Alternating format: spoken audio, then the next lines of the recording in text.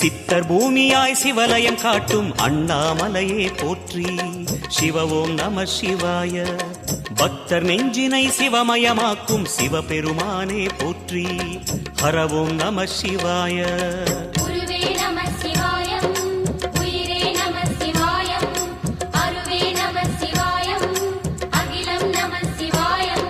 நம சிவாய நம சிவாய ஓம் நம சிவாய. நம சிவாய நம சிவாய ஓம் நம சிவாய.